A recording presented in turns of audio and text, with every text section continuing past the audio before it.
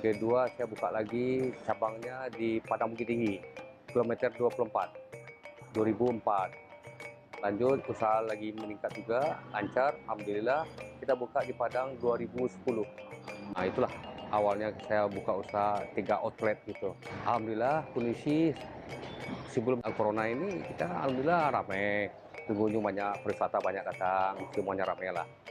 Nah, sekarang udah nampaknya COVID ya, omset lagi menurun sekarang. Omset kita turun sekitar 40%, ya bisa jadi 20% ya sekarang karena pariwisata nggak ada yang masuk gitu, yang lokal aja yang masuk ya. Ya mahasiswa juga nggak ada libur gitu.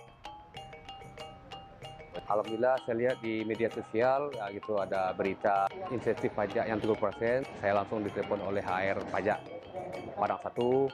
Alhamdulillah kita dapat keringanan lah PPh yang 25 sampai bulan September besok. Alhamdulillah saya sudah terbantu dengan insentif pajak yang 30%. Dengan kondisi dan saat sekarang ini dengan pandemi COVID, alhamdulillah bisa bantu juga. Saya mengucapkan terima kasih pada Direktorat Pajak sudah memberikan insentif 30%. Alhamdulillah kita cukup memuaskan juga lah. Saya mengajak teman-teman usaha Kota Padang, khususnya Provinsi Sumatera Barat, supaya ikut insentif pajak. Kita tidak dirugikan gitu. Manfaat ada untungnya karena 30% ini. Nah, terima kasih. Gitu.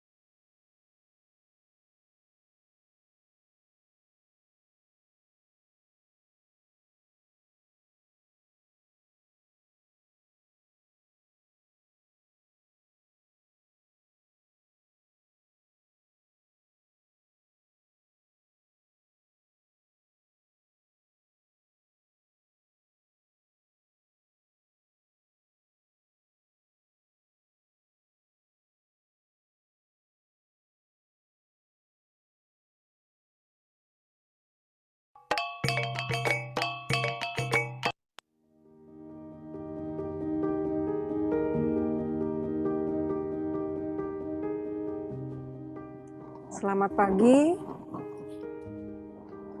Perkenalkan, nama saya Marliana Cahyadi, selaku Kepala Bagian Keuangan PT Bali Ocean Magic yang bergerak di bidang usaha pariwisata bergerak di Kuta Bali dan yang selama ini dikenal sebagai Waterboom Bali.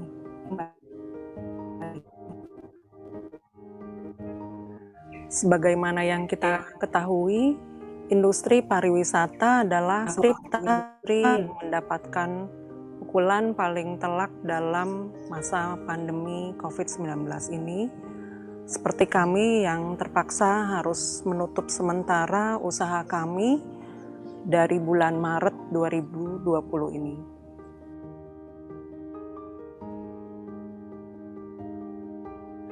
Selama masa pandemi ini, kami telah menerima insentif pajak berupa pengurangan PPh 25, di mana hal ini membantu kami meringankan beban arus kas kami, yang mana saat ini sangat berat dengan tidak adanya dari operasional kami.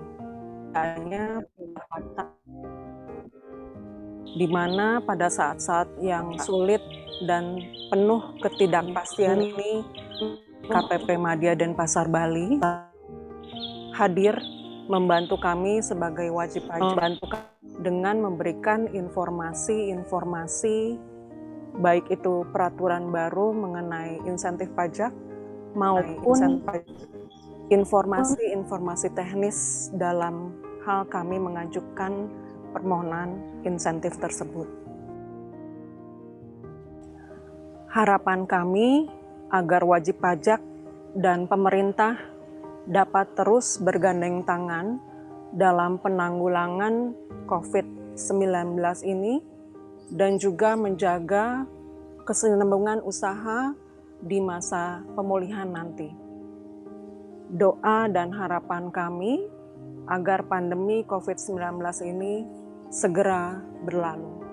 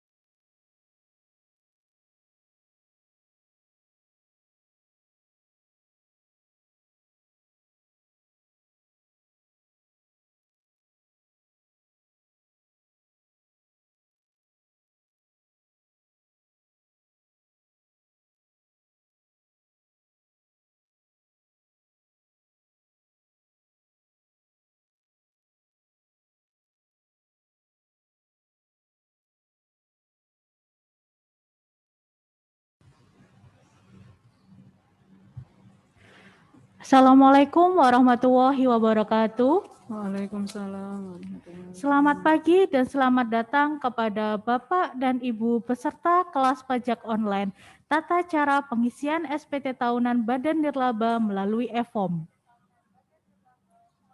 Senang sekali hari ini kita dapat bertemu secara virtual melalui Zoom meeting untuk bersama-sama belajar bagaimana cara melaporkan SPT Tahunan Badan Nirlaba melalui e-form. Sebelum acara dimulai, untuk kelancaran acara, marilah kita berdoa menurut agama dan kepercayaan masing-masing. Berdoa dipersilahkan.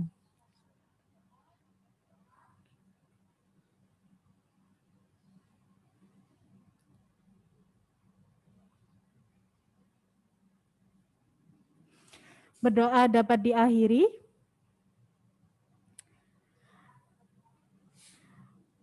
Sebelumnya perkenalkan, saya Baby Suesti dari KPP Pratama Singosari yang akan memandu jalannya acara pada pagi hari ini. Adapun tata tertib pada kelas pajak pada hari ini adalah 1. Peserta terlebih dahulu mendaftarkan diri pada link yang diberikan oleh panitia. 2. Peserta mengikuti Zoom meeting dengan menggunakan nama asli yang sebelumnya telah didaftarkan kepada panitia. Ketiga, peserta dimohon untuk tidak mengaktifkan fitur mikrofon pada saat kegiatan berlangsung, kecuali diizinkan oleh MC atau moderator dengan menggunakan fitur raise hand. 4. Peserta wajib menyampaikan pertanyaan melalui kolom chat pada aplikasi Zoom Meeting. Untuk pertanyaan terpilih dapat disampaikan secara langsung kepada narasumber secara dua arah. 5. Peserta dapat memilih untuk mengaktifkan atau menonefektifkan kamera pada saat kegiatan berlangsung, kecuali pada saat sesi tanya jawab yang mengharuskan peserta untuk menyampaikan pertanyaan secara langsung, maka kamera harus diaktifkan. Bapak dan Ibu, di sebelah saya telah hadir narasumber kita pada pagi hari ini, yaitu Ibu Siti Asia yang lebih akrab disapa dengan Ibu Ais. Beliau adalah account representatif di seksi ekstensifikasi dan penyuluhan KPP Pratama Singosari. Beliau mengampu 4 kecamatan, yaitu Karangploso, Dau, Pujon, dan Jabung. Selamat pagi Ibu Ais. Selamat pagi Mbak Baby. Sehat ya Ibu? Alhamdulillah. Sudah siap Bu untuk memberikan materi kepada peserta pada pagi hari ini? Oke, bisa langsung. Oke, tanpa berlama-lama marilah kita sambut Ibu Ais untuk menyampaikan materi yang akan disampaikan pada kelas pajak pagi hari ini. Monggo Ibu, waktu dan tempat kami persilahkan. Terima kasih Mbak Bebi. Assalamualaikum warahmatullahi wabarakatuh. Selamat pagi kepada Bapak-Bapak. Ada Bapak-Bapaknya enggak? Ada. Nah, Ada selamat pagi bapaknya kepada tadi. Bapak dan Ibu sekalian. Pada pagi hari ini kita akan belajar bersama tentang tata cara pengisian SPT tahunan melalui e-form untuk Badan Nirlaba. Pada pagi hari ini sebetulnya saya didampingi dengan Pak Bagus Sudiono. Nanti untuk teknik pengisian SPT-nya akan disampaikan oleh Pak Bagus Sudiono. Untuk sarana pelaporan melalui e-form ini, sarana yang harus dipersiapkan laptop ya, yang jelas laptop harus sudah terinstall dengan viewernya. Sudah kemarin di grup sudah di-share untuk install viewer. Jadi kami harap nanti sebelum praktek installer sudah terpasang, kemudian laporan keuangan, raca laba ruginya sudah disiapkan semua, jadi nanti kita bisa langsung praktek untuk pengisian. Dari daftar peserta yang masuk, kebanyakan dari TK, juga dari PAUD, Yayasan Nirlaba juga ada. Jadi kami jadikan satu untuk materi hari ini tentang pengisian SPT-nya, jadi disiapkan tentang neraca laba ruginya terlebih dahulu. Monggo Mas di-share dulu. Jadi ini bentuk neraca laba rugi yang harus dipersiapkan oleh Bapak Ibu sekalian. Saya fokuskan di laba ruginya dulu. Di laba ruginya dulu aja.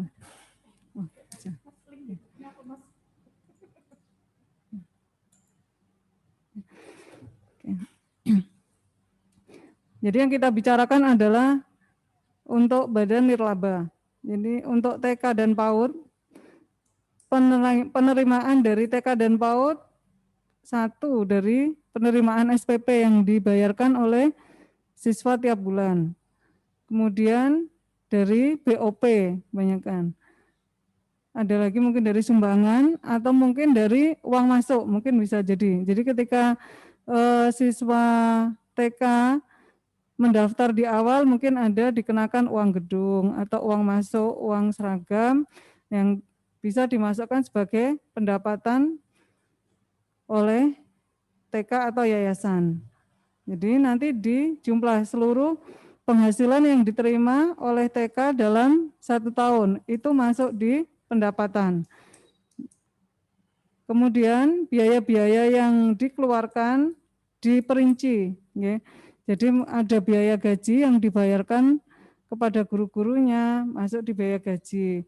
Mungkin biaya listrik, air, telepon, biaya transportasi, mungkin ada lagi biaya biasanya ini ya untuk alat bantu ajar itu ada. Kemudian biaya umum administrasi mungkin ada, wifi dan lain-lain, itu silakan dibiayakan. Nanti di total seluruh pengeluaran dari biaya yang dikeluarkan selama 1 tahun. Kemudian akan muncul laba atau rugi. Jadi di sini seluruh total pendapatan dikurangi dengan biaya, apakah terdapat laba atau rugi. Khusus untuk lembaga nirlaba sebetulnya ada ketentuan tersendiri. Ketika dari pendapatan dikurangi dengan biaya masih terdapat sisa lebih sesuai dengan peraturan Per 44 PJ 2009, sisa lebih ini bisa tidak dikenakan pajak atau bukan objek pajak ketika dikembalikan kembali dari sisa lebih ini dalam bentuk sarana dan prasarana sekolah. Misalnya sisa lebihnya ini nanti akan digunakan untuk pembangunan gedung baru atau mungkin untuk pengadaan barang baru, mungkin laptop dan segala macam, maka itu tidak akan dikenakan biaya. Nanti SPT-nya harus dilampiri dengan surat pernyataan tersendiri bahwa sisa lebih itu akan dikembalikan lagi untuk menjadi sarana dan prasarana di sekolah. Nah, nanti dilihat ya Bu, kalau misalnya jumlahnya memang nggak besar, misalnya gitu, selisih dari pendapatan dan pengeluarannya memang tidak banyak, biasanya untuk TK PAUD dinihilkan aja, kan gitu. Sebetulnya kalaupun misalnya memang ada sisa lebih, memang di SPT-nya nanti ada form, ada kolom tersendiri yang untuk mengisikan sisa angka tersebut. Tapi kebanyakan memang kita sarankan kalau misalnya memang jumlahnya tidak terlalu signifikan dan memang ketika akan dikembalikan lagi menjadi sarana prasarana juga tidak cukup, makanya dinihilkan di sini. Ngeten, untuk yang laba rugi. Kemudian kita lanjut ke bagian neraca. Jadi sebelum kita masuk ke SPT-nya, kita terangkan dulu masalah neraca sama laba ruginya. Di neraca ini di kolom sebelah kiri ada aktiva, sebelah kanan ada pasiva. Di aktiva dilihat di kondisi 31 Desember, adakah kas atau bank yang masih ada di tangan. Nah, ini masukkan di kas sama banknya di sini. Terus, kalau misalnya ini ada poin-poinnya Bu, untuk diaktifanya, silakan diisi sesuai dengan kondisi yang ada. Kalau ada tanah bangunan, monggo diisi tanah bangunannya, komputer, atau mungkin ada perlengkapan yang dimiliki oleh TK-nya, di total uangnya berapa? Berarti masuk di kolom aktiva. Kalau untuk pasifanya dimasukkan di bagian modal saja. Jadi total yang ada di aktiva nanti akan disamakan jumlahnya dan angkanya dimasukkan di modal. Demikian. Untuk gambaran laba rugi dan neraca, ini saja Bapak-Bapak dan Ibu-Ibu. Kemarin sudah di-share juga tentang nomor EVIN ya Mbak Bibi ya? Kemarin sebelum kami buat grup, itu kami japri ke masing-masing wajib pajak untuk nomor EVIN-nya. Oke. Jadi Namun nomor untuk yang baru daftar pada pagi hari ini, mungkin EVIN nanti bisa diminta melalui email di kpp.657@pajak.go.id. Oke. Jadi untuk nomor EVIN sudah di-share di grup kemarin. Kalau misalnya memang belum punya nomor EVIN, bisa diajukan secara online. Setelah acara ini selesai, boleh japri monggo tentang persyaratan atau cara permohonannya. Nah, yang sudah menerima EVIN silahkan dicek EVIN-nya. Terus untuk pengisian, tata cara pengisian SPT tahunannya akan dipandu langsung oleh Pak Bagus Sudiono. Kepada Pak Bagus, monggo dipersilahkan.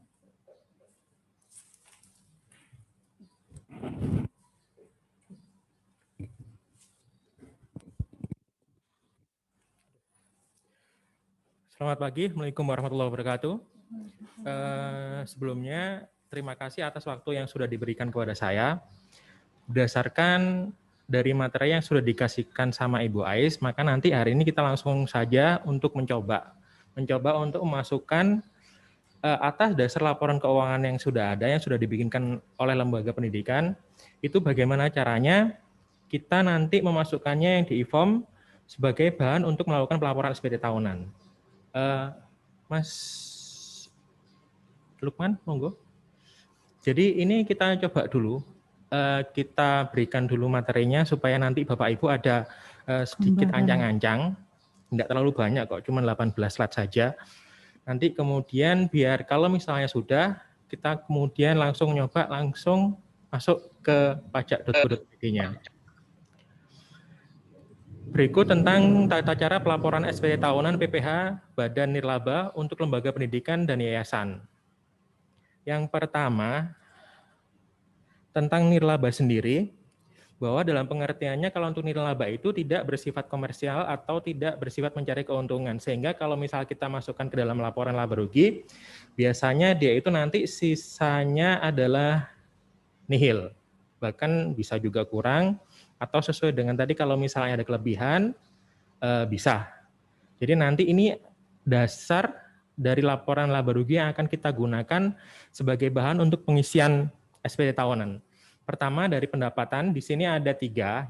Kita kasihkan contoh, pertama dari penerimaan SPP, kemudian bantuan BOB dan Boskap, sedangkan untuk biayanya, biaya yang dikeluarkan untuk gaji guru, untuk pembelian ATK, pembelajaran, perawatan sarana dan prasarana, biaya rapat, termasuk juga biaya transportasi kegiatan, listrik, air, dan telepon, peningkatan kapasitas guru, bantuan pulsa, iuran, dan juga untuk pencegahan COVID. Jadi seperti biasanya, kita tahu kalau misalnya untuk nirlaba itu jadinya nihil, tidak ada sisa lebihnya. Oke. Kemudian, atas dasar tadi, untuk melakukan pelaporan SPT tahunan badan, jika dilakukan secara online, maka nanti kita tinggal masuk ke situs pajak.go.id-nya. Tampilan awalnya seperti sesuai dengan gambar. Nanti kita klik saja yang bagian login, yang di bagian kanan atas. Kalau kita sudah klik login, maka nanti tampilannya seperti ini.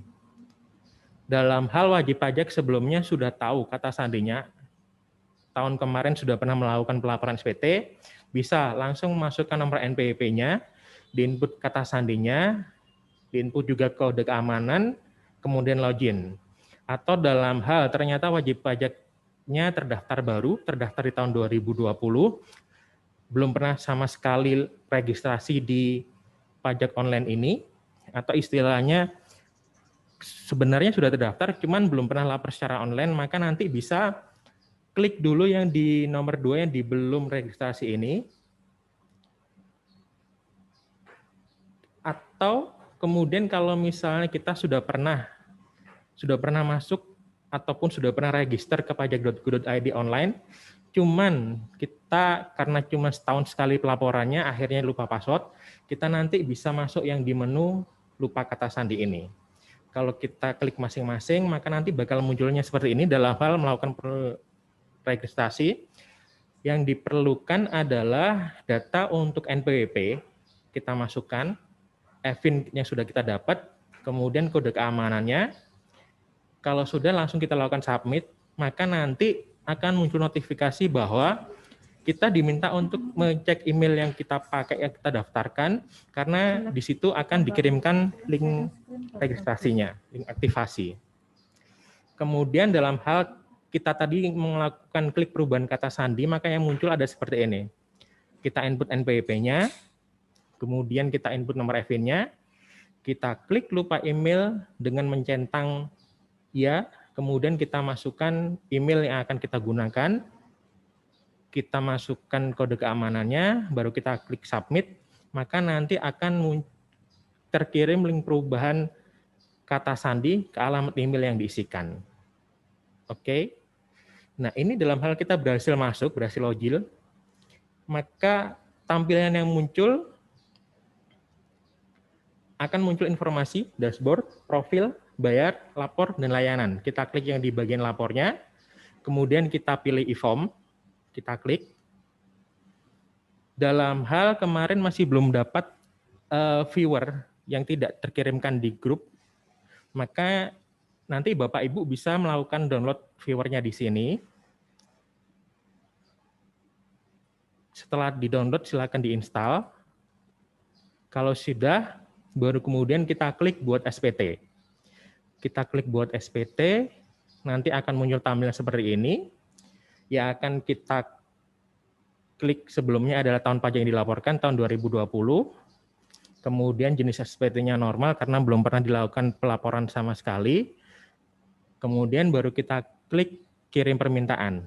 Nanti akan otomatis terdownload file e-form-nya.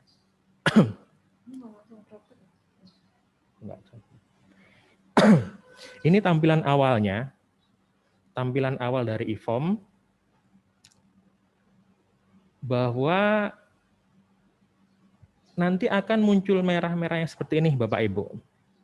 Penting untuk menjadi perhatian bahwa kita harus memutihkan kolom yang masih berwarna merah, supaya nanti kita bisa lanjut ke lampiran berikutnya. Untuk nomor telepon ini kita bisa ketikkan aja angka 0, kemudian untuk periode pembukuannya kita klik yang di sini tahun 2020. Kemudian setelah sudah dari induk ini, kita langsung lari yang di lampiran 5, nanti yang di sini, kita klik lampiran 5, kemudian klik buka. Di sini nanti ada 2 bagian.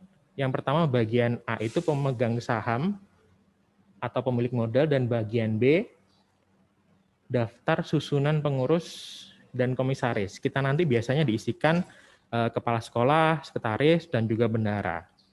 Setelah ini ada, setelah kita isikan, langsung kita lari ke lampiran 2. Lampiran 4 dan lampiran 3 tidak perlu diisikan karena biasanya datanya tidak ada.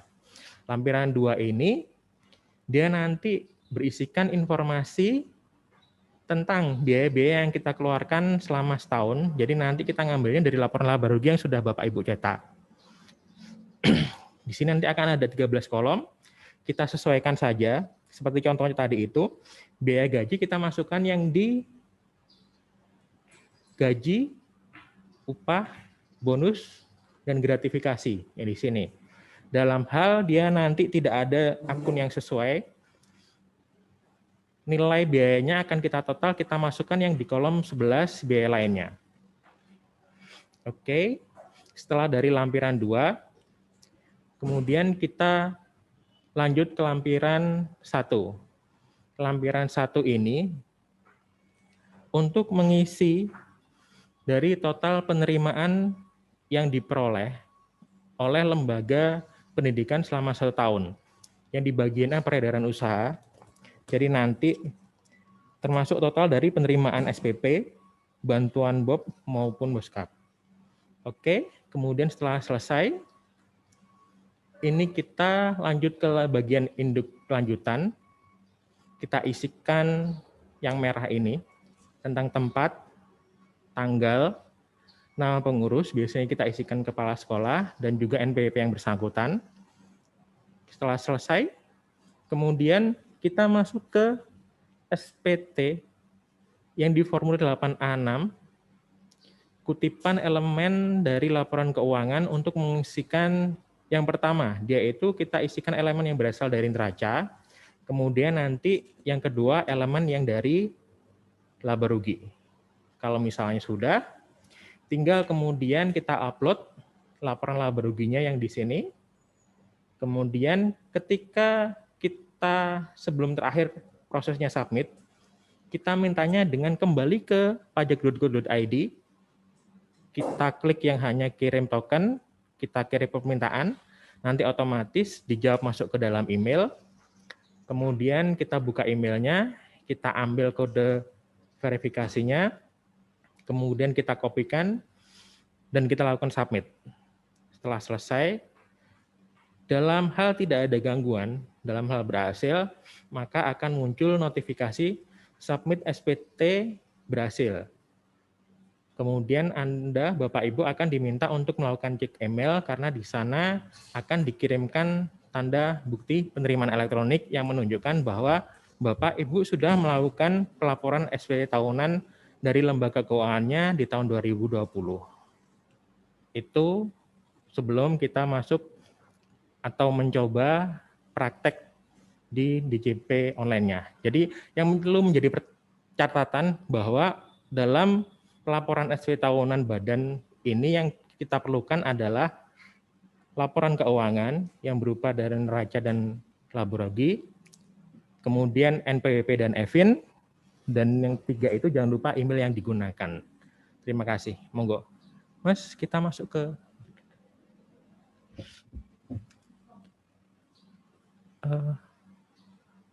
browser DJP online.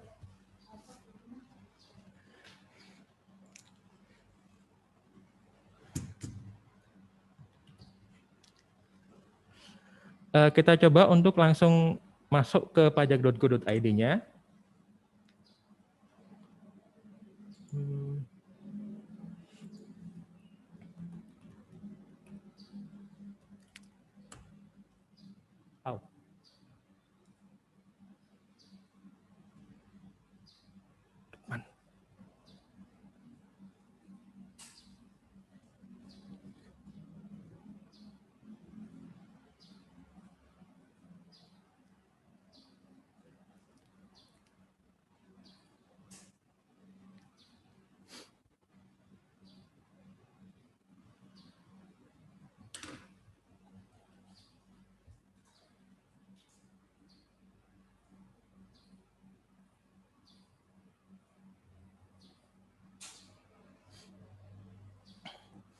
Oke, maka tampilan awalnya kita nanti klik yang di bagian login, bagian kanan sebelah atas, satu. Kita masukkan NPWP-nya, 731357855667. Kemudian kata sandi yang sudah digunakan. Dalam hal nanti kode keamanannya menurut Bapak atau Ibu kurang jelas, nanti bisa diklik sekali lagi sampai dia berubah. Diklik saja sampai Bapak Ibu merasanya sudah yang jelas.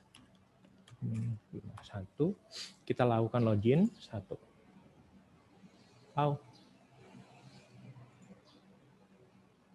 Password tidak sesuai. 731357855667.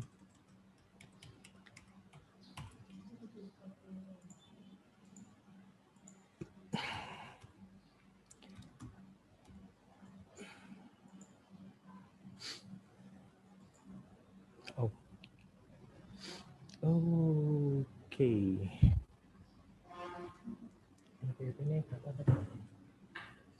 Ditunggu sebentar Pak nggih, memastikan untuk NPWP-nya.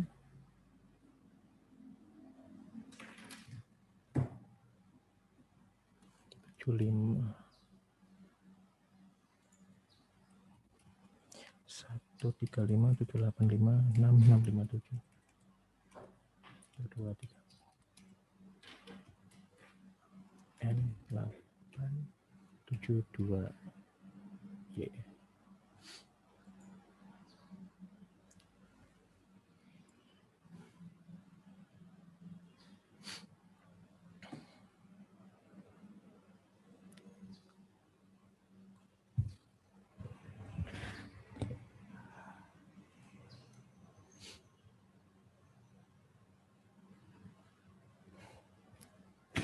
Bapak Bagus sambil menunggu, kalau misalkan itu kan di gambar ada tulisan NPWP atau password tidak sesuai. Nah, kalau misalkan terjadi seperti itu, apakah yang harus kita lakukan apabila kita lupa password atau lupa kata sandi? Oke, jadi kalau misalnya kita merasanya bahwa sebenarnya passwordnya yang kita masukkan itu kok nggak pas, maka nanti akan ada muncul pesan kesalahan seperti di atas, password tidak sesuai, maka kita bisa nyoba untuk melakukan lupa kata sandi sesuai dengan yang kita jelaskan tadi itu. Kita bisa nyoba dengan memasukkan NPWP.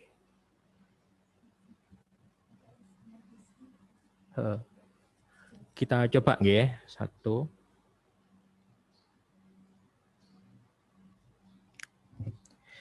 Tujuh tiga satu tiga lima tujuh delapan lima enam enam lima tujuh. Eventnya ini kan dia nanti 10 angka.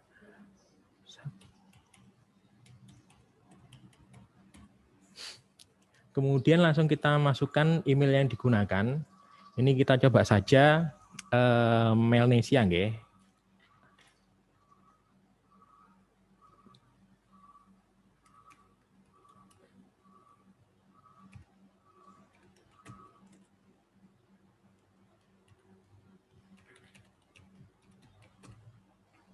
Kemudian kita masukkan kode keamanannya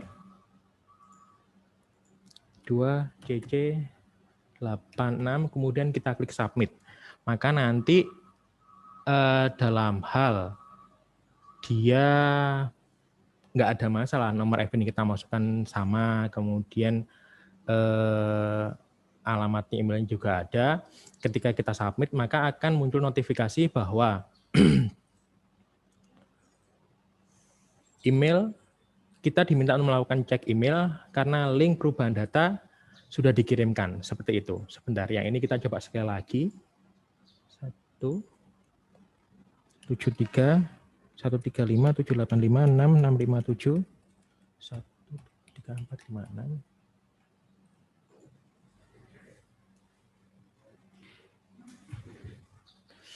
Kemudian MWWFW. Bismillahirrahmanirrahim.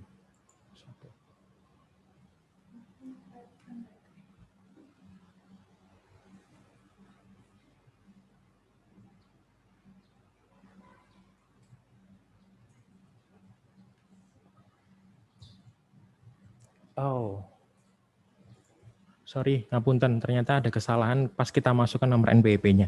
Jadi 75135665570000, kemudian kata sandinya, kemudian untuk kode keamanannya NF33G1. Bismillahirrahmanirrahim. 1. Nah, jadi nanti mohon untuk dicek sekali lagi ketika kita melakukan input NPWP dan juga kata sandi, mohon untuk sesuai dengan yang pas. Oke, setelah kita berhasil masuk ke login, tinggal klik yang di pelaporan. Menu lapor, kemudian kita klik yang di menu e-form, kita pilih saja yang versi lama, 1. Kemudian yang buat SPT, kita klik yang untuk tahun pajaknya 2020, kemudian kita masukkan ke normal, karena belum pernah ada pelaporan sama sekali, atau dalam hal sudah pernah ada pelaporan, kemudian kita akan rencana melakukan pembetulan, bisa kita klik pembetulan, nah pembetulan keberapa, 1, kemudian kita masuk ke kirim permintaan.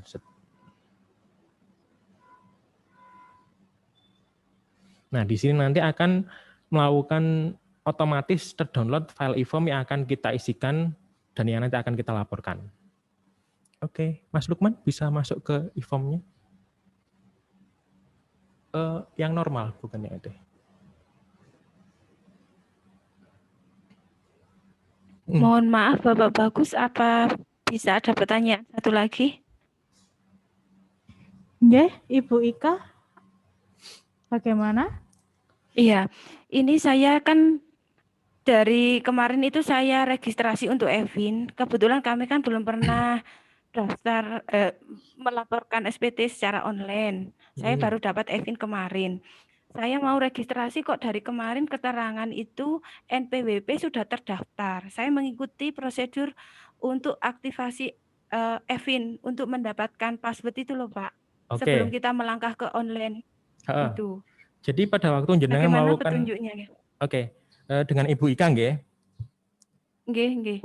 Ibu tadi kalau saya nangkap dari pertanyaan jenengan berarti kan jenengan sudah klik yang di menu belum registrasi, kemudian sudah memasukkan NPWP, kemudian nomor Evin dan kode keamanan, dan kemudian kode muncul keamanan. notifikasi bahwa NPWP sudah terdaftar. Nggih. Berarti kalau misalnya seperti itu diasumsikan bahwa sebelumnya sudah pernah terdaftar, Bu. Nanti jenengan nggak perlu lagi melakukan klik yang di belum registrasi, tapi nanti kliknya yang di lupa kata sandi. Seperti ini, Ko. Oh, ngoten. Ikut yang itu tadi nggih, Pak? Iya. Oh, Jadi nanti tetap yang terima masuk kasih. di halaman awalnya pajak.go.id, login. Nah, nanti kan yang di bagian bawahnya login kan ada lupa kata sandi. Nah, jenengan klik yang di situ. Nggih. Oke. Oh, nggih, Pak, nggih. Jadi Terima ini kasih. Nggih, mohon jadi ini maaf. kita berarti sambil praktek langsung nungguin jenengan sampai selesai kalau gitu, Bapak Ibu. Bagaimana Mbak Bibi? Mungkin dilanjutkan penjelasannya mulai dari pendaftaran tadi kan sudah pendaftaran. Terus kemudian kalau lupa kata sandi kan tadi sudah. Mungkin ibu-ibu bisa langsung praktek atau langsung penjelasan sampai akhir terlebih dahulu atau bagaimana? Sudah. Penjelasan sampai akhir dulu enggak apa-apa. Ya. Oke, nanti kalau misalkan ada pertanyaan nanti bisa diajukan melalui kolom chat atau raise hand nggih, Bapak Ibu. Ya. Terima kasih. Monggo Bapak Bagus dilanjutkan. Oke, Mas Lukman bisa kembali ke e-form-nya.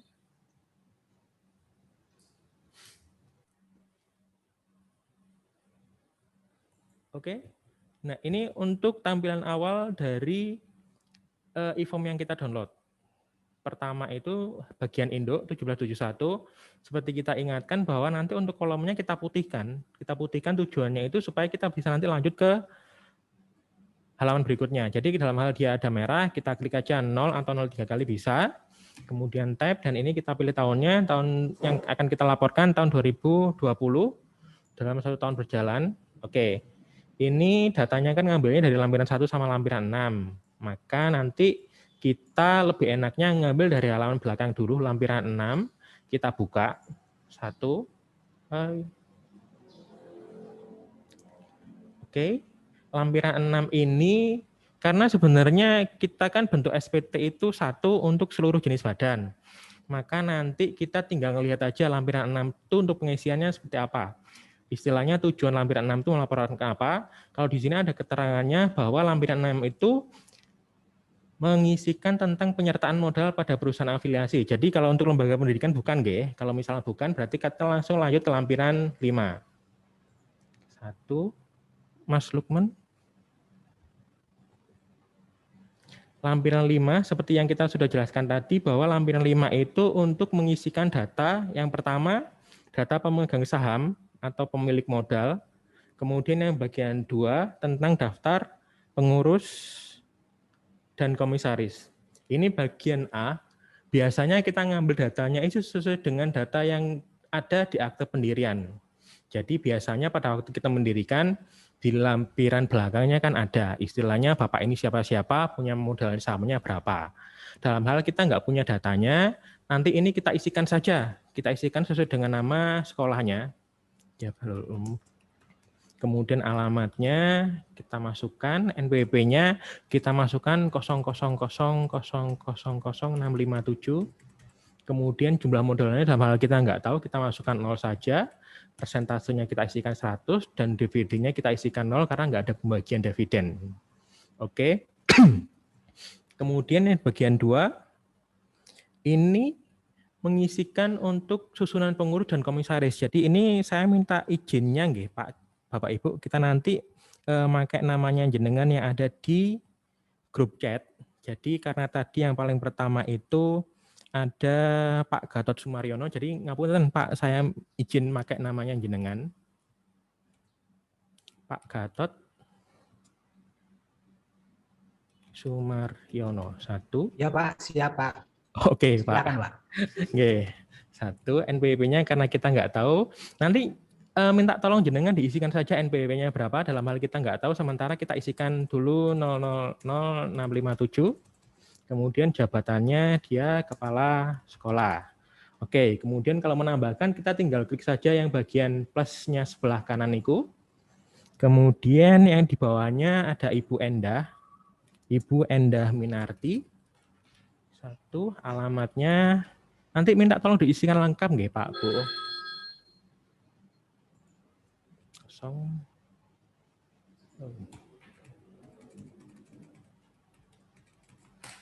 Oke, sekretaris, kemudian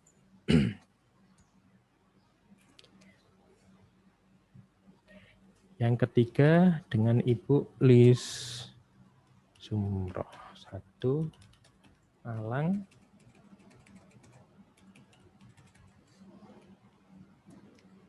Bendahara. Oke, ini kita sudah untuk lampiran 4. Lampiran 5-nya. Setelah lampiran 5, kita kemudian lanjut ke lampiran 4. Lampiran 4 ini dia untuk mengisikan yang pertama adalah PPh final, kemudian yang bagian B adalah penghasilan yang tidak termasuk objek pajak.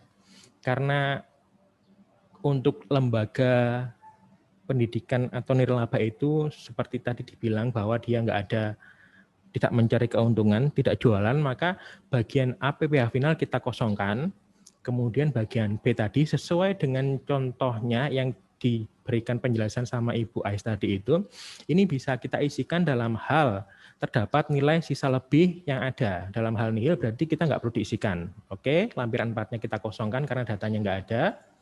Kemudian langsung kita lanjut ke lampiran 3. Lampiran 3 dia di sini lampiran 3 itu dalam hal kita dipotong baik pasal 22 atau pasal 23 oleh pihak lain. Ini kalau misalnya datanya nggak ada, kemudian kita lanjut ke lampiran 2. 1. Lampiran 2. Pak, ngapunten boleh tanya.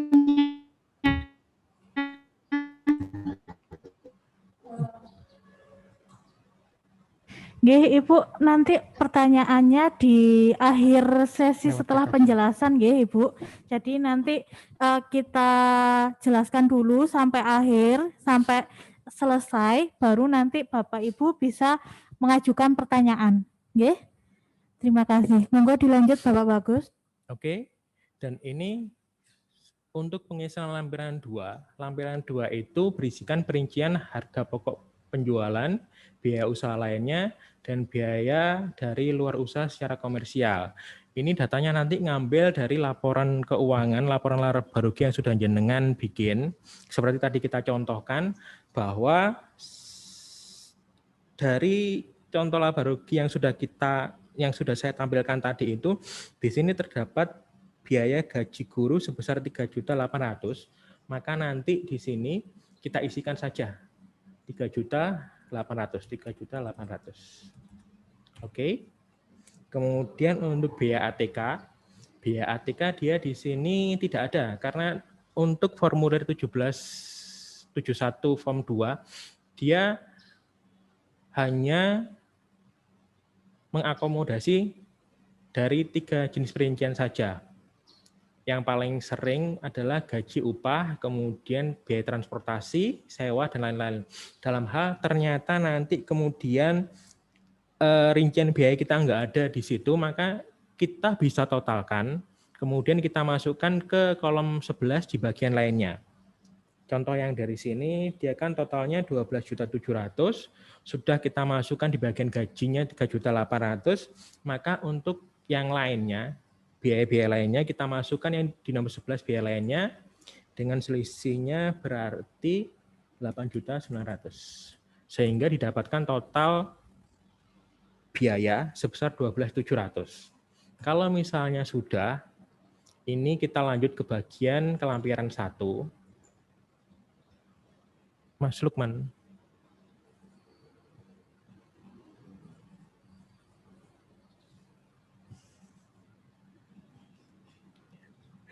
Oke, jadi yang sudah kita isikan tadi, sebentar guys, kita coba minimaliskan dulu. Ini yang sudah kita isikan di lampiran 2, nanti otomatis dia larinya ke lampiran 1 di bagian 1C, sesuai dengan pengisian. Kalau kita tadi ngisinya di HPP, nanti munculnya 12 juta ya di bagian B. Tadi karena kita ngisinya di bagian biaya usaha lainnya, maka 12.700 dia munculnya di bagian C. Oke, kemudian kita nanti mengisikan total pendapatannya di peredaran usaha. Dari sini tadi dicontohkan 12.700. Oke. Peredaran usaha dikurangkan sama biaya usaha lainnya, hasilnya nihil. Karena dia sifatnya nilaba nggak nyari untung, berarti nanti minta tolong dicek sekali lagi bahwa dalam hal dia sisa lebihnya 0, untuk poin 8 jenengan cek sekali lagi bahwa dia nanti juga hasilnya 0 juga, seperti niku. Kalau misalnya sudah, kemudian kita langsung lanjut ke bagian induk lanjutan, kita buka. Dia munculnya seperti niki. Jangan lupa dilihat paling bawah, nanti masih ada merah-merah lagi. Kita isikan tempatnya di Malang, kita bikinnya tanggalnya tanggal per sekarang, tanggal 8, kemudian nama pengurusnya tadi Pak Gatot. 1, NPWP-nya 000657. Nah, karena dia sudah putih, nanti dia bisa lanjut ke bagian berikutnya, ke lampiran 8A6. Mas Lukman. Oke, untuk 8A6 ini kita akan mengisikan kembali. Yang pertama itu elemen yang dari neraca. Dari neraca nanti kemudian yang bagian 2 itu lampiran dari laba rugi. Dicontohkan seperti tadi. Kas dan setara kas posisinya per 31 Desember masih ada 2 juta. Kemudian masih ada lagi aktiva lancarnya 2 juta. Kemudian saham modalnya dia 4 juta. Diingat ya, kalau misal untuk neraca itu kanan sama kirinya aktiva sama kewajiban dan ekuitas dia sama. Kemudian laporan laba rugi penjualan bersih ini kita persamakan dengan nilai pendapatan yang didapat. 12.700.000. Kemudian persediaan awalnya kan 0, pembeliannya juga 0, persediaan akhir 0 karena kita bukan industri atau perdagangan. Dan kemudian kita isikan beban umum dan administrasi, kita masukkan semua biaya di bagian ini, Bapak Ibu. Di bagian umum dan administrasi sebesar 12.700.000. Satu, berarti sampai bawah dia laba bersihnya 0. Oke. Kemudian langsung kita klik yang di sebelumnya. Tampilan awalnya seperti ini. Berarti untuk pengisiannya sebenarnya sudah selesai. Nah, sekarang ini tinggal untuk melakukan submit-nya, Pak. Submit.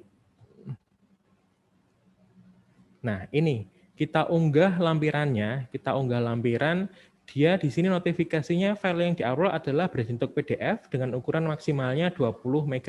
Jadi ini nanti kita cari jenengan laporan keuangan, laporan laba ruginya di bagian mana dan bentuknya PDF. Kita asumsikan saja ini, kita asumsikan bahwa ini itu laporan keuangan. Kita klik, satu. Sedangkan untuk kode verifikasi ini kita kembali lagi ke DJP online yang dibuat SPT, atau karena ini prosesnya tadi kita sudah sampai sini bisa dilakukan back atau klik ini. Kan yang kita laporkan tahun 2020, kemudian normal. Nah ini hanya untuk kirim token. Maka nanti kalau misal kita klik permintaan akan muncul notifikasi bahwa kode verifikasi terkirim. Monggo silakan dicek di emailnya Bapak Ibu. Kita masuk ke emailnya Bapak Ibu, kita ambil nomor tokennya, kemudian kita masukkan di sini, kemudian lakukan submit. Jadi kalau misalnya nggak ada masalah, maka nanti akan muncul notifikasi keterangan bahwa submit SPT berhasil, silakan cek emailnya untuk ngambil bukti penerimaan secara elektronik. Jadi untuk pelaporannya sudah selesai. Saya kembaliin ke Mbak Baby, silakan. Terima kasih Bapak Bagus dan Ibu Ais. Mungkin ini ada langsung kita buka sesi tanya jawab ya. Bapak Bagus dan Ibu Ais, ini ada yang sudah bertanya mengenai bagaimana cara menginstal viewer dan apa fungsi viewer ini. Nah, tadi kan dijelaskan bahwa sebelum kita melaporkan SPT tahunan itu kita harus menginstal yang namanya viewer e-form. Nah, itu kalau misalkan kemarin kan kita sudah mengirim viewer e-form-nya di grup nggih Pak nggih. Nah, apabila viewer e-form yang dikirim di grup itu tidak berhasil terinstall, kita bagaimana langkah kita untuk mendapatkan viewer e-form tersebut, Bapak? Monggo. Oke, kita jelaskan sekali lagi bahwa untuk viewer kita kemarin sudah pernah, bukan sudah pernah, kita kemarin sore sudah mengirimkan melalui grup chat WA, itu monggo jenengan buka, kemudian tinggal klik dua kali, maka nanti otomatis jalan, kita tinggal next mawon sampai dengan keterangannya finish. Dan bahwa viewer ini tujuannya apa? Tujuannya supaya nanti dia bisa buka file e-form-nya. Kita ketahui bahwa file e-form itu dia nanti ekstensinya kan XFDL. Nah, dia itu filenya ini bisa dibuka kalau kita sudah melakukan install viewer. Yang pertama nih, Kedua, ini bagaimana cara dapatnya? Pertama, kalau misalnya yang kemarin jenengan kita kasihkan lewat grup WA-nya masih agak error, jenengan bisa lagi masuk ke pajak.go.id, login, kemudian yang buat laporan. Nah, di sebelah kirinya nanti Niko. Nah, ini ada download viewer di sini, Bapak Ibu. Bisa jenengan klik, nanti otomatis akan muncul seperti ini. Windows 24 ini kita klik saja. Kita klik nanti otomatis ke download. Setelah ke download baru jenengan install seperti ini, Niko. Oke, Mbak Baby. Oke, jadi seperti itu nggih Bapak Ibu. Jadi fungsinya viewer e-form itu adalah nanti untuk membaca file e-form yang di-download pada saat kita mengambil atau mendownload atau mengunduh file e-form yang telah kita minta pada DJP online. Seperti itu nggih Bapak. Nah, untuk file viewer FM-nya sendiri itu juga dapat diunduh atau di-download melalui DJP online-nya Bapak Ibu semua. Nah, nanti di bagian yang sudah dijelaskan oleh Bapak Bagus tadi, di bagian form, kemudian download viewer. Nah, nanti setelah terdownload bisa di-install di masing-masing PC atau laptop Bapak Ibu. Jadi viewer form ini hanya bisa digunakan melalui komputer, laptop maupun PC ya Bapak. Jadi masih belum bisa untuk smartphone maupun tab dan lain-lain. Kita lanjut ya Bapak. Ada pertanyaan dari Ibu Nina. Yayasan kami sudah melakukan laporan pajak melalui e-form. Yang kami tanyakan bagaimana pembagian laporan pajak antara yayasan dan sekolah yang dikelola di bawahnya. Seperti itu. Monggo Bapak Bagus atau Ibu Ais. Ibu Ais akan menjawab pertanyaan dari Ibu Nina.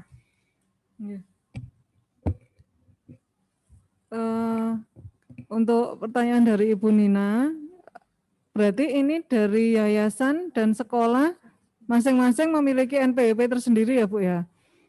Kalau dari pertanyaannya berarti seperti itu logikanya. Oke, betul. Oke, jadi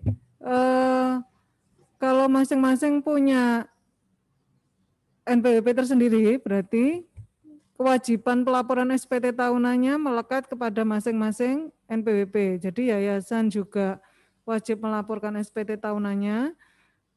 Sekolah yang memiliki NPWP tersendiri juga wajib melakukan pelaporan SPT tahunan juga. Bagaimana pengakuan pendapatan dan asetnya? Berarti tergantung dari pencatatannya, Bu. Logikanya harusnya karena masing-masing punya NPWP tersendiri, laporan keuangan berupa neraca sama laba rugi berarti berbeda. Karena ini pemasukan yayasan dan pemasukan dari TK atau mungkin dari PAUD kan berbeda. Jadi nanti disendirikan Bu. Jadi untuk yang TK atau PAUD berarti murni pendapatannya yang diterima dari TK tadi sesuai dengan pembukuan dari TK. Jadi mungkin dari dana BOP, dari SPP, dari uang masuk, mungkin dari yayasan, bantuan dari yayasan ketika mengucurkan dana untuk TK-nya. Seperti itu. Pengeluaran berarti pengeluaran yang memang intern untuk TK dan PAUD-nya. Kalau untuk yang yayasannya gimana? Yayasannya dicek lagi apakah selain ada TK yang di bawahnya ada kegiatan usaha yang lain atau tidak.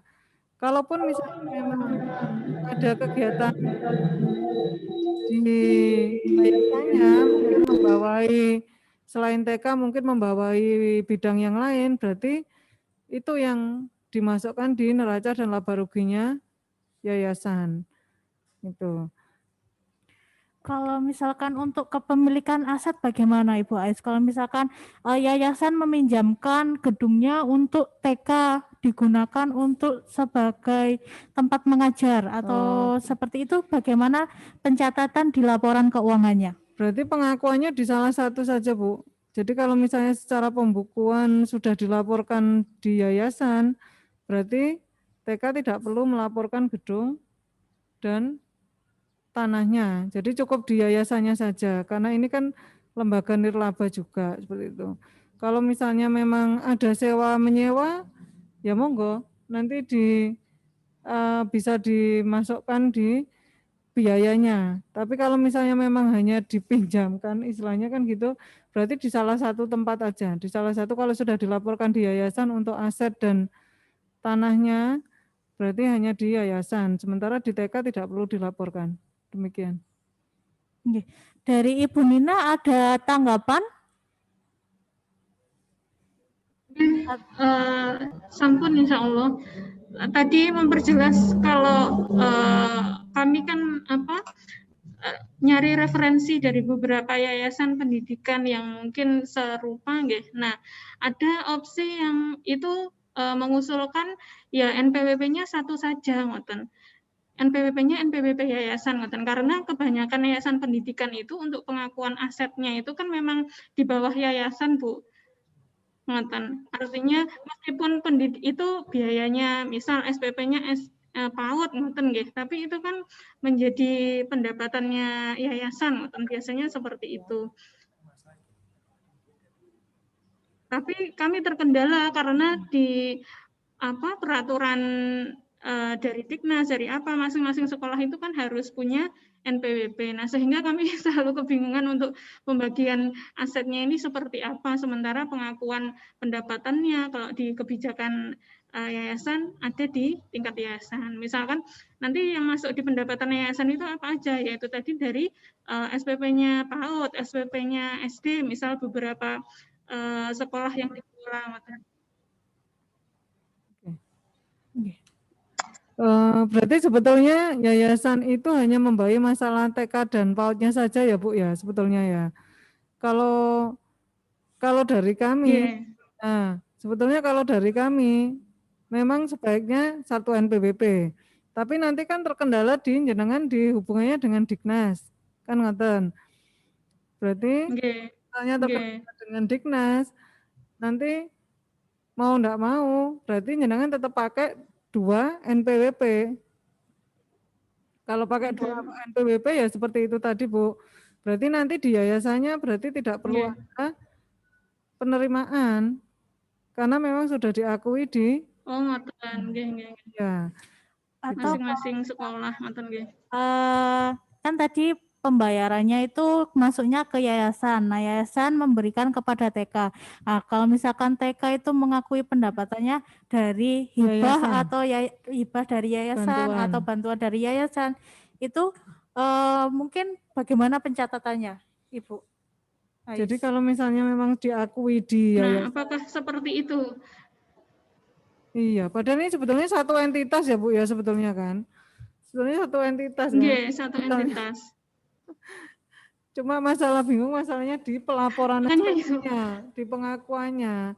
Kalau misalnya memang pendapatannya diakui di yayasan, berarti nanti sifatnya yayasan memberikan sumbangan ke TK. Berarti ya laporan pendapatannya di sini dari sumbangan aja, berarti gitu Bu.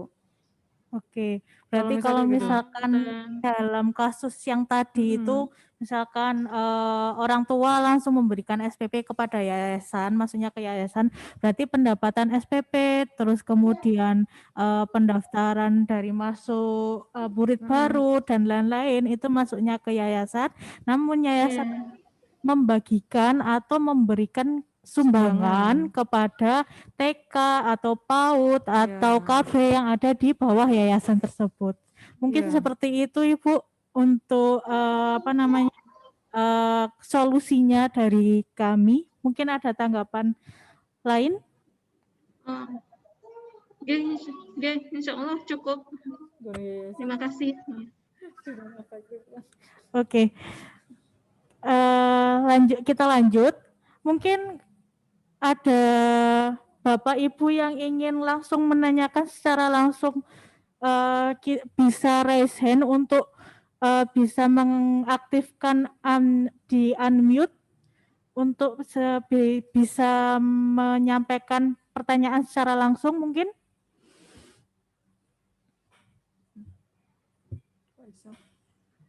Oke, kita lanjut ke pertanyaan selanjutnya dari Ibu Mero World Project Language. Jika ada kelebihan keuangan dan akan dibagikan untuk membeli sarana di tahun depannya, bagaimana di laporan keuangan yang berarti seharusnya nihil, Ibu?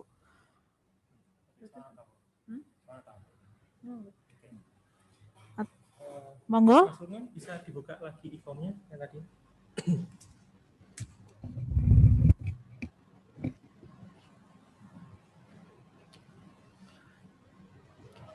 Ibu Mero Pak. Dengan Ibu Mero nggih? Dengan Ibu Mary atau Bapak Mary?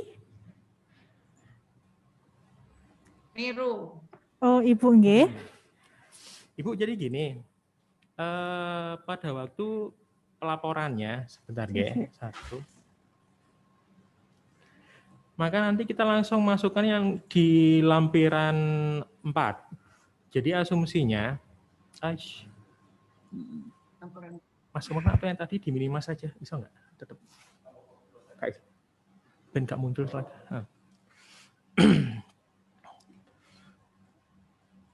Sesuai dengan penjelasan Ibu Ais pertama, maka nanti atas nilai sisa lebih yang diterima atau diperoleh badan dan lembaga, nanti nilai selisih lebihnya kita masukkan di bagian poin 6 ini. Jadi asumsi Bu ya, kita tadi kan sudah nyoba ngisi dengan dapatnya contoh laporan keuangan, dia itu pendapatannya 12.700, kemudian biayanya 12.700. Nah ini supaya muncul nilai sisa lebihnya, maka kita coba untuk dengan mengurangkan biayanya, jadi nilainya sebesar 11.700 sehingga masih ada nilai 1 juta. 1 juta. Oke. Kita masukkan nilai sisa lebihnya di bagian biaya dari biaya yang kita sudah minimalkan untuk mencoba mengambil nilai angka 1 juta. Dia kita masukkan di lampiran 4 bagian B, penghasilan yang tidak termasuk objek pajak. Oke, 1 juta. Kemudian kita masuk kembali ke lampiran 2. Lampiran 2, tadi kan kita sudah nyoba ngisi, di close saja maksudnya ini. Oh, oke. Ini kita kurangkan.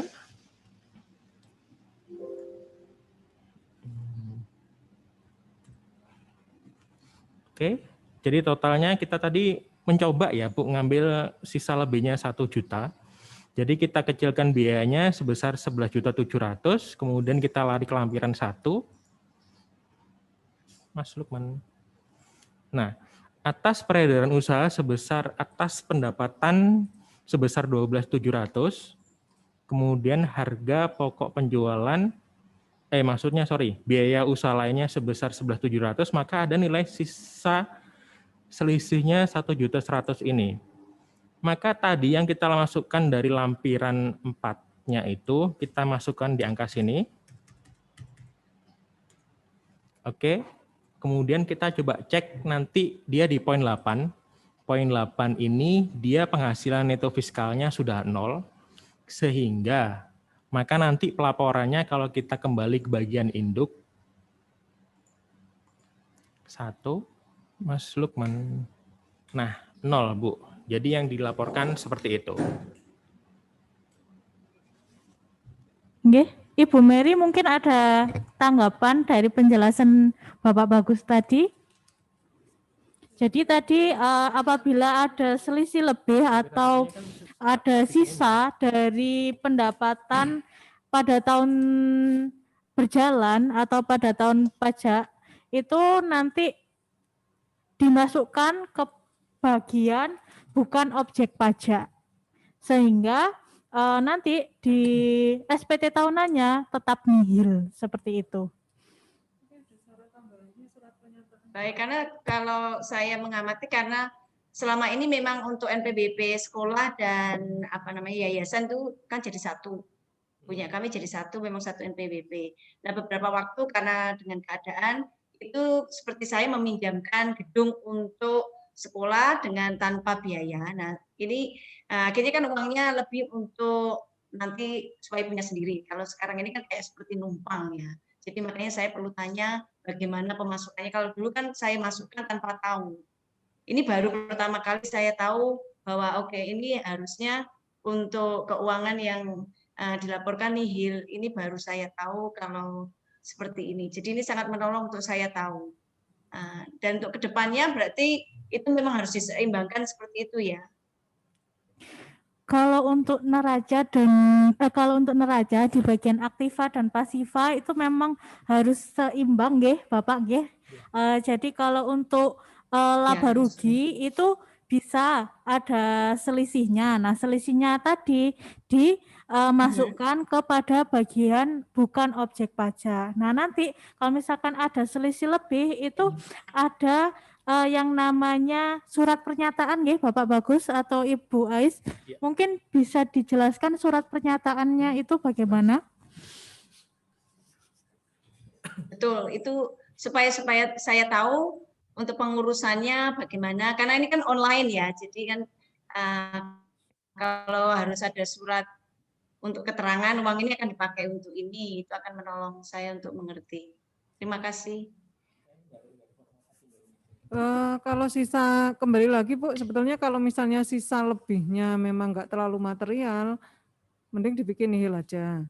Tapi kalau misalnya memang sisa materialnya kira-kira untuk pembelian sarana dan prasarana atau untuk pembangunan itu cukup gitu kan, karena persyaratan berikutnya harus ada ini Bu, ketika dicantumkan, dimunculkan sisa lebihnya itu berarti harus dibikin surat pernyataan bahwa atas sisa lebih itu akan digunakan untuk apa, misalkan gitu. Harus dirinci. Terus ditembuskan kepada misalnya di bawah Diknas, ya harus dikirimkan ke Diknas sisa apa rincian tersebut. Nanti baru dilampirkan di SPT tahunannya untuk pemberitahuannya itu. Nah, jadi kalau misalnya memang jadi harus mengurus ke Diknas juga. Pemberitahuannya untuk surat pemberitahuannya. Iya, jadi istilahnya kan mungkin dari yayasan ini ada sisa lebih yang akan diwujudkan untuk pembangunan, misalnya kan gitu, dikembalikan lagi untuk sarana prasarana sekolah, misalnya mau dipakai untuk membangun tambahan gedung.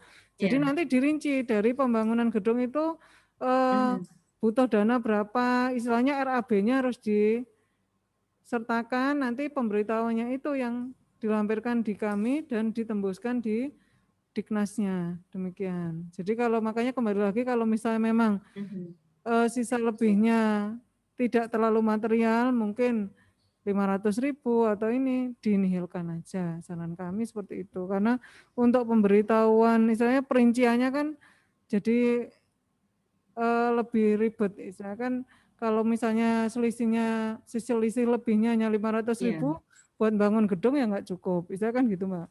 Untuk pembelian sarana prasarana juga tidak memadai, demikian. Oke. Kalau untuk surat pernyataannya sendiri kalau nanti itu kelebihannya signifikan dan itu belum, maaf Ibu, kalau itu kelebihannya signifikan dan itu masih belum, maksudnya mau dikumpulkan belum untuk rencananya masih jangka panjang gitu ya. Apakah itu juga harus dilaporkan, minta surat pernyataan ke Diknas? Seperti kayak dikumpulkan begitu loh Ibu.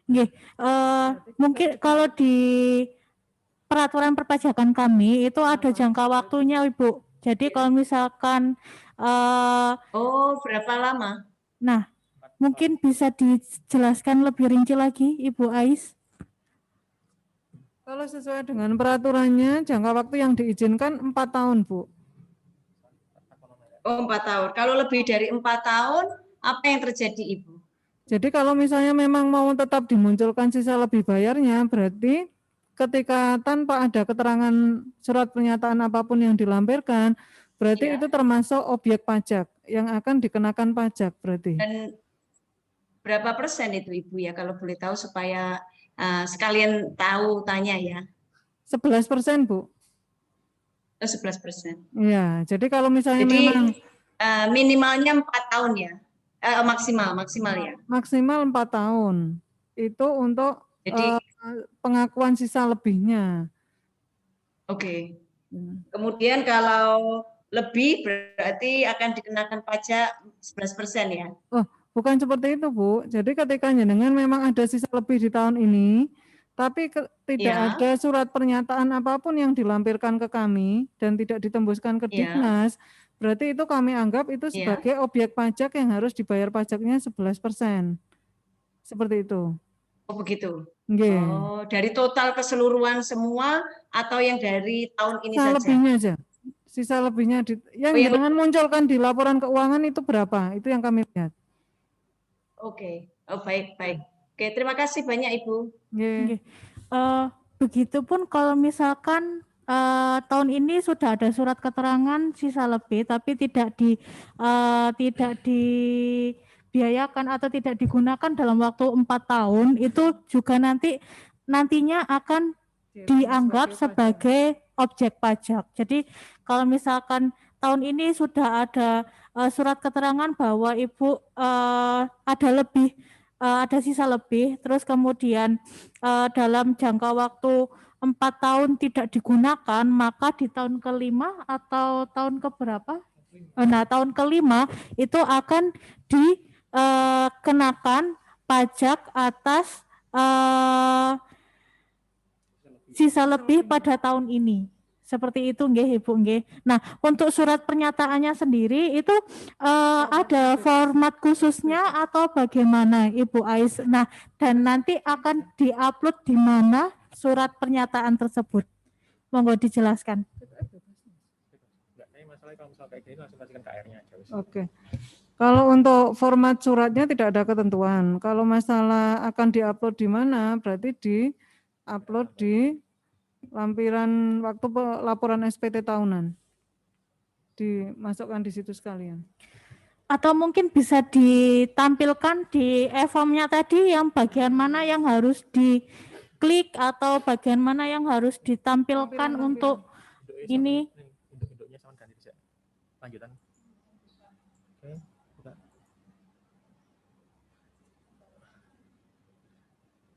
Submit.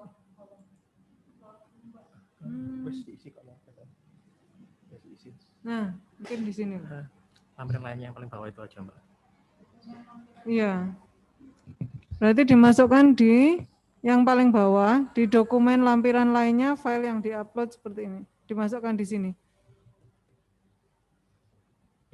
Oke, jadi Bapak Ibu kalau misalkan nanti ada sisa lebih yang dicantumkan pada SPT tahunan, nanti surat pernyataan atas sisa lebih tersebut di-upload juga di bagian dokumen lampiran lainnya. Nah, itu di-scan dalam bentuk PDF ya, Ibu. Nah, maksimal jangan sampai 5 MB seperti itu. Kita lanjut ya ke pertanyaan selanjutnya yang ada di kolom chat Zoom. Ada pertanyaan dari Ibu Kamelia Trias. Bagaimana cara laporan SPT tahunan di pajak.go.id jika tidak ada fitur e-form-nya? Monggo, bisa disampaikan bagaimana cara memunculkan e-form di DJP online agar Bapak Ibu yang ada di sini bisa menyampaikan SPT tahunan melalui e-form. Oke, dengan Ibu Kamelia, Mas mau minta tolong di DJP online-nya. Nanti untuk Ibu Kamelia bisa langsung coba di profilnya, di profil DJP online-nya. Jadi untuk yang di bagian bawah nama, di sini kita tinggal klik yang di profilnya. Kita tunggu sebentar.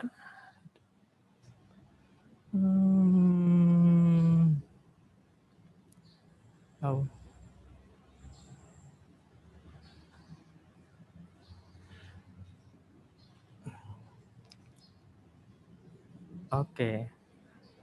Atau sebentar sambil saya coba buka di HP. Oke. 75 135 7856 23456 N E2381. Kita klik login. Oke. Nanti untuk Bu Kamelia dicoba sekali lagi yang di profil, tinggal kita coba cek. 1. Nah, di sini ada aktivasi fitur layanan. Tinggal kita klik. Kemudian yang dari sini biasanya ada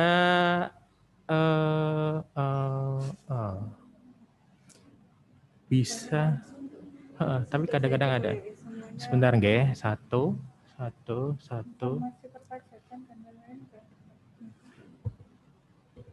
Bisa, atau kalau misalnya untuk Ibu Kamelia bisa tidak atas gambar yang ketika kita klik lapor itu dimunculkan di grup chat WA.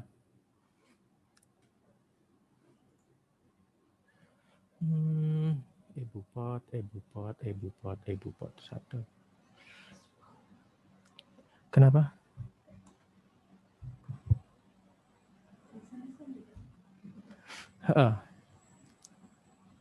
Seharusnya dalam hal biasanya nggak, kalau misalnya e-form-nya dia nggak ada, maka seharusnya dia di sini akan muncul, kemudian tinggal kita lakukan klik. Seperti itu. Satu.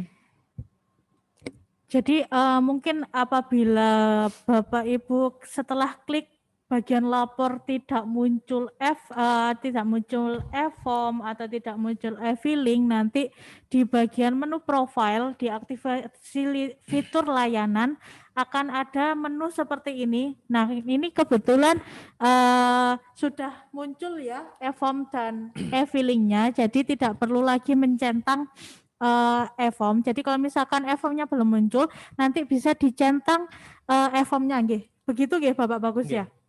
Nah, mungkin juga setelah memberikan informasi, nah nanti biasanya setelah Bapak Ibu login itu akan ada peringatan atau pop-up itu berupa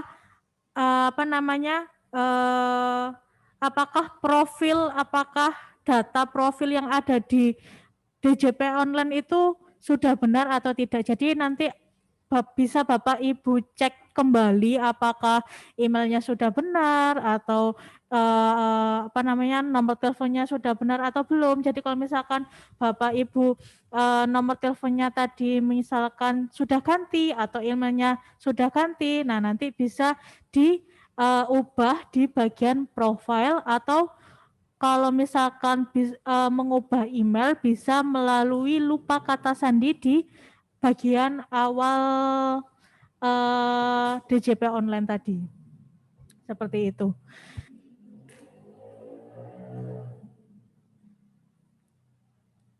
Kita lanjut ke pertanyaan selanjutnya. Apakah ada pertanyaan di kolom chat? Mas Lukman bisa ditampilkan. Oh, ada pertanyaan dari YouTube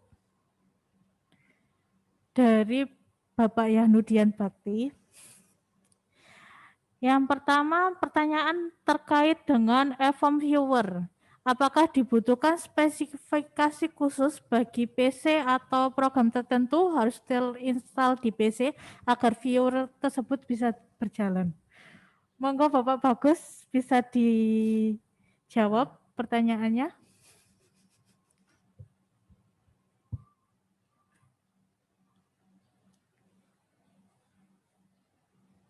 Yang mana?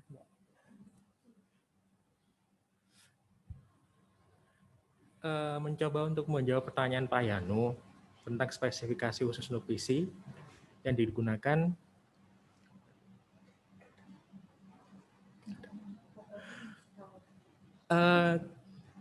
Setahu saya, kalau untuk laptop atau PC yang diperlukan speknya nggak ada yang khusus yang diminta, nggih.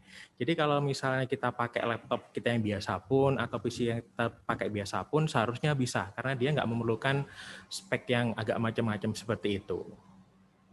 Oke, kemudian domain email yang dipakai itu biasanya kita sih memakainya yang sudah amat umum dipakai seperti Gmail ataupun Yahoo Mail. Kalaupun misalnya ternyata pada waktu kita mencoba untuk memakai email Gmail, kemudian setelah kita tunggu ternyata lama dapat jawabannya, dan kemudian setelah ditunggu sampai lebih dari berjam-jam nggak ada, mungkin bisa dicoba untuk menggunakan email yang lain selain Gmail. Soalnya kemarin sempat ada di bulan 2 atau sampai dengan awal Maret kemarin itu sempat ada sedikit bermasalah tentang Gmail. Oke, kemudian untuk pertanyaan ketiga dari Pak Yahnu, prosedur permintaan kode EVIN, kita bisa meminta email secara online melalui alamat email kpp.657@pajak.go.id. Di situ kita bisa meminta nomor EVIN dengan mencantumkan nama, NPWP, NIK, nomor HP, serta alamat email, dan jangan lupa untuk melampirkan dokumen pendukung seperti foto atau scan KTP asli, foto atau scan NPWP asli, dan juga selfie swafoto dengan memegang KTP dan NPWP, dan juga dimohon untuk wajah terlihat jelas. Mungkin tambahan untuk Bapak Bagus, untuk EVIN badan mungkin ada ditambahkan foto KTP dan MPWP pengurus dan foto MPWP badannya Bapak Bagus. Jadi kan dan nama pengurus, kemudian NIK pengurus, alamat email dan nomor telepon itu disarankan untuk menggunakan alamat email dan nomor telepon badannya nggih Bapak Bagus. Oke. Dan kami tadi sudah mengirimkan format di grup chat WA, mungkin Bapak Ibu bisa cek lagi untuk lupa EVIN atau permintaan kode EVIN seperti itu. Nah, untuk pertanyaan nomor 4, apakah ada dokumen lain seperti selain laporan laba rugi dan neraca? Tadi sudah dijelaskan oleh Ibu Ais bahwa apabila ada sisa lebih dari yayasan atau dari laporan keuangan, maka harus menyertakan surat keterangan bahwa sisa lebih tersebut akan digunakan untuk sarana dan prasarana dalam 4 tahun ke depan. Kemudian yang nomor 5, apakah diperbolehkan apabila pengurus lembaga, misalkan kepala sekolah, sekretaris, bendahara belum mempunyai MPWP, tapi pengurusan tersebut mengisi dan melaporkan SPT lembaga. Bagaimana mungkin Bapak Bagus atau Ibu Ais menanggapi hal tersebut? Pertanyaan nomor 5.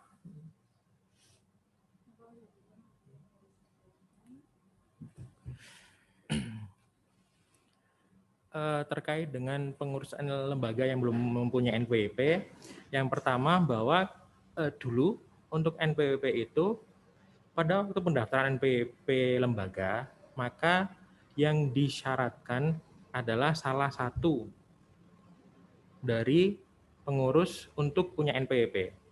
Maka ketika itu terjadi, ya monggo silakan. Tapi kalau misalnya untuk dia lembaga baru, maka untuk aturan per sekarang, dia menyatakan bahwa NPWP lembaga baru bisa disetujuin atau diterbitkan dalam hal semua pengurus yang tercantum di akte dia sudah ber-NPWP.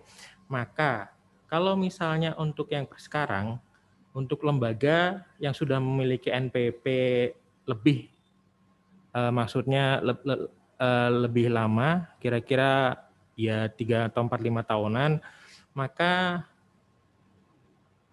tinggal kita isikan saja di bagian induk lanjutan dengan mengisikan NPWP-nya 000065700. Seperti itu. Untuk pertanyaan nomor 5. Oke.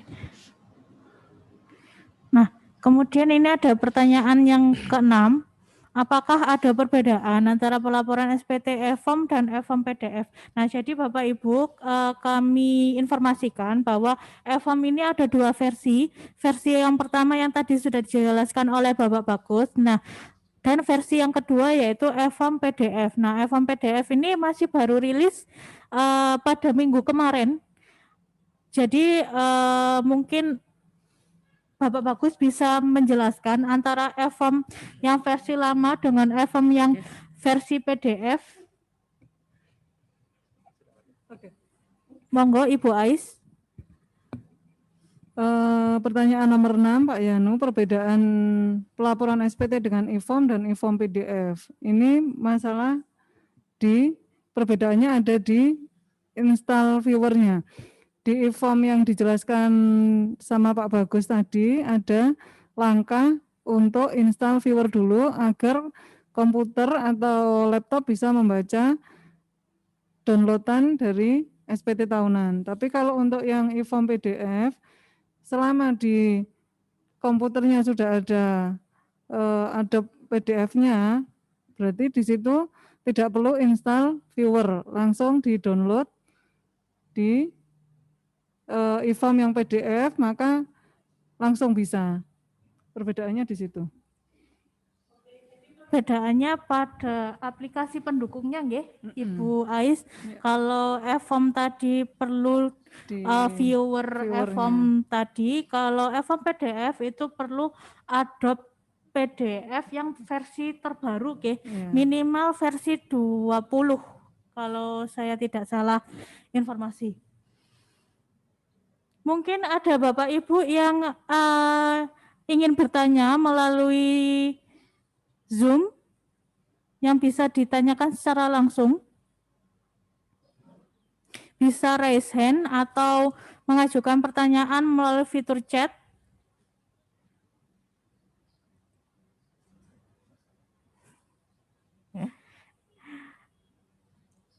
Kalau Ibu Nina Andriani tadi bertanya mengenai format. Format apa nggih, Ibu Nina? Kalau boleh kami tanyakan?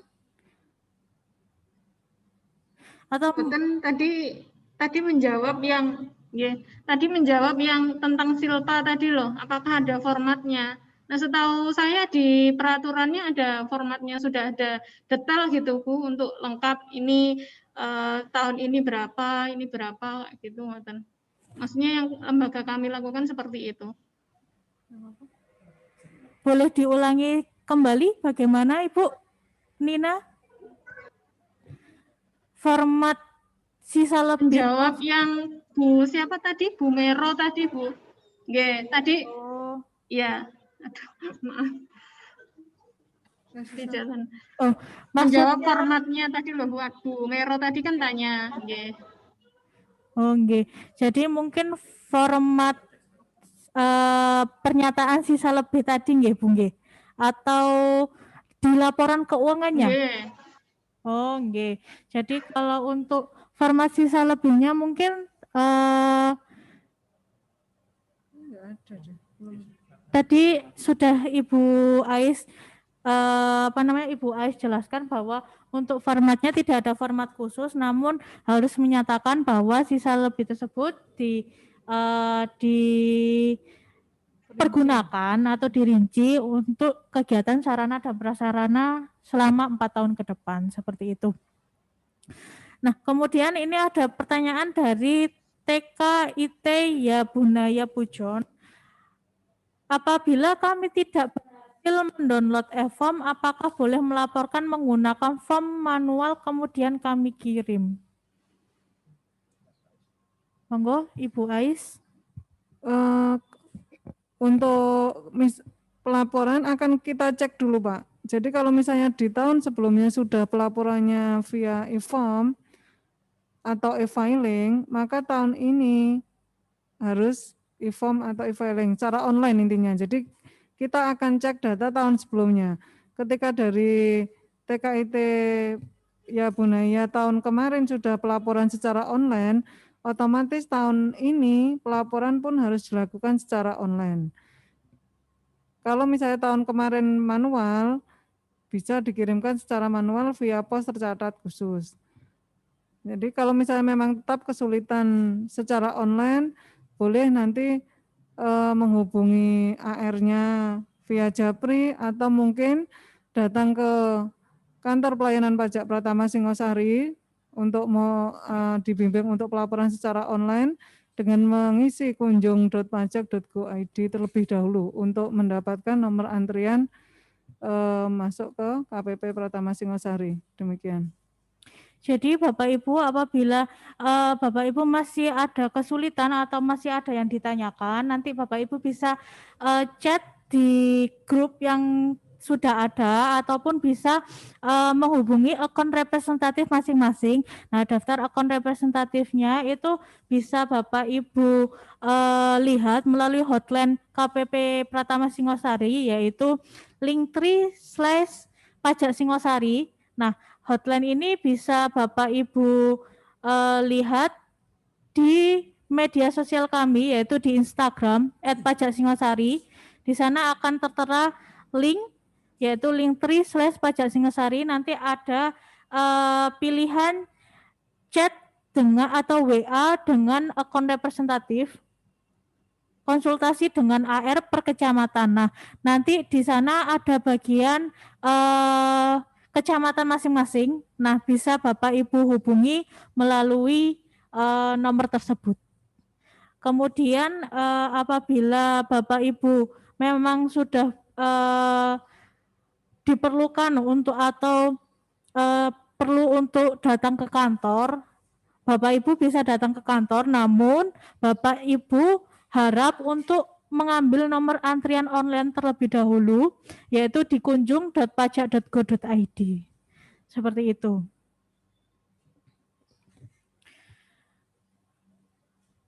Oke, Bapak Ibu mungkin apakah ada pertanyaan lagi? Oke, kami kalau misalkan Bapak Ibu ingin bertanya lebih lanjut lagi, kami buka melalui chat WhatsApp, ya, Bapak Ibu, chat WhatsApp di grup, bisa langsung dikemukakan apa permasalahannya, mungkin bisa dikirimkan foto errornya bagaimana agar kami bisa membantu Bapak Ibu memberikan solusi atas permasalahan Bapak Ibu. Nah, kami kira kami cukupkan sekian kelas pajak pada pagi hari ini. Saya mengucapkan terima kasih kepada narasumber pada pagi hari ini, yaitu Bapak Bagus Sudiono dan Ibu Siti Asiah yang telah memberikan materi dan ilmu yang bermanfaat pada pagi hari ini. Semoga Bapak Ibu yang hadir pada kelas pajak hari ini dapat mengaplikasikan ilmu yang telah diberikan oleh narasumber kita pada pagi hari ini. Terima kasih atas antusias dan partisipasi Bapak Ibu yang telah mengikuti kelas pajak pada pagi hari ini. Kelas pajak pada pagi hari ini juga dapat ditonton ulang melalui channel YouTube kami, yaitu KPP Pratama Singosari melalui YouTube. Bapak Ibu juga bisa menonton kembali di situ. Nah, kami imbau juga untuk Bapak Ibu tetap mematuhi protokol kesehatan karena pandemi ini masih belum berakhir.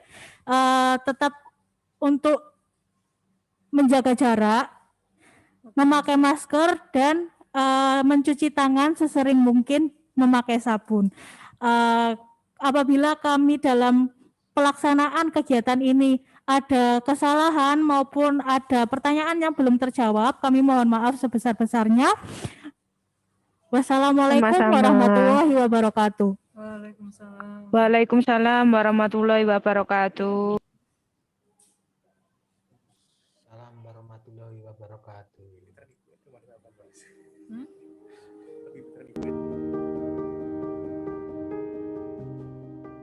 Selamat pagi. Perkenalkan, nama saya Marliana Cahyadi, selaku Kepala Bagian Keuangan PT Bali Ocean Magic yang bergerak di bidang usaha pariwisata waterpark di Kuta Bali dan yang selama ini dikenal sebagai Waterboom Bali.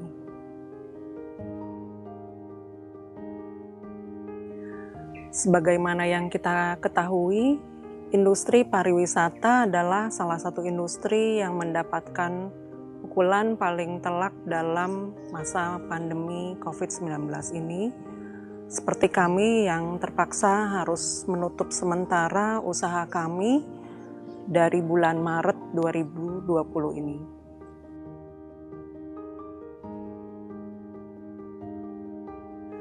Selama masa pandemi ini, kami telah menerima insentif pajak berupa pengurangan PPh 25, di mana hal ini membantu kami meringankan beban arus kas kami yang mana saat ini sangat berat dengan tidak adanya pendapatan dari operasional kami. Di mana pada saat-saat yang sulit dan penuh ketidakpastian ini, KPP Madya Denpasar Bali hadir membantu kami sebagai wajib pajak dengan memberikan informasi-informasi baik itu peraturan baru mengenai insentif pajak maupun informasi-informasi teknis dalam hal kami mengajukan permohonan insentif tersebut. Harapan kami agar wajib pajak dan pemerintah dapat terus bergandeng tangan dalam penanggulangan COVID-19 ini dan juga menjaga kesinambungan usaha di masa pemulihan nanti. Doa dan harapan kami agar pandemi COVID-19 segera berlalu.